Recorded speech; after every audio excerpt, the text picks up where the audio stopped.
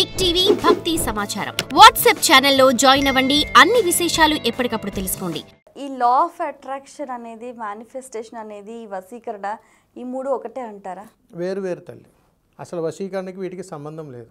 Law of attraction ఉండదు. తర్వాత అందులో కూడా మేనిఫెస్టేషన్లో కూడా ఇలాగే కదా, ఇంతకు మీరు చెప్పినట్టుగా ఏదైతే జరిగిందని ఊహిస్తామో అది జరుగుతుంది. వశీకరణలో కూడా అందరికీ జరగదు తల్లి.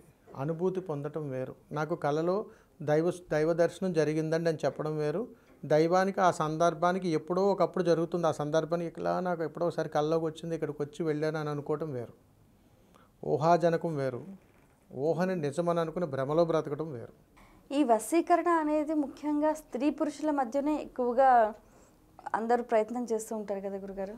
ఒక రకంగా చెప్పాలనంటే తంత్రశాస్త్ర ప్రకారము చాలా విధి విధానాల్లో వశీకరణం అనేటువంటి ఒక మాయను సృష్టించారు. ఒక మాయ దశమహావిద్యల్లో కానీ ఎక్కడా కూడా ఈ వశీకరణం అనేటువంటిది ఏ ప్రయోగానికి ఉపయోగించబడలేదు. లేదు. ఈ వశీకరణం అనేది ఎన్ని రోజుల్లో ఫలిస్తుందంటారు? అసలు ఇది లేదు తల్లి. అసలు ఈ వశీకరణం అనేటువంటి పదజాలమే లేదు.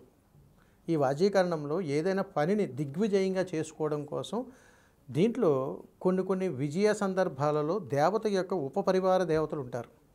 ఈ పరివార దేవతలకు సంబంధించినటువంటి అనుగ్రహాన్ని మనం పొందగలిగితే ఏ పనైనా సరే సాధ్యం అని చెప్తుంటాం. ఇప్పుడు గుళ్ళోకి వెళ్తాం.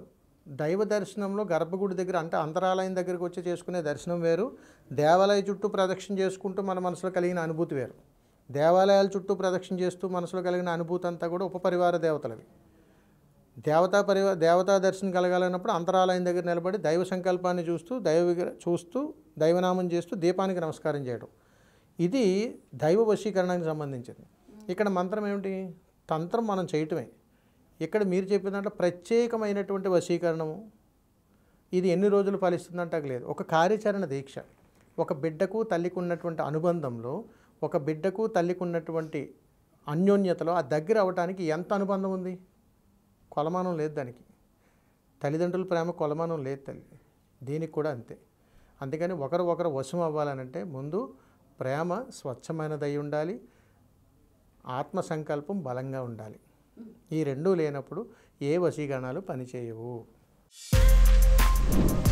For more videos like this, subscribe Big TV channel.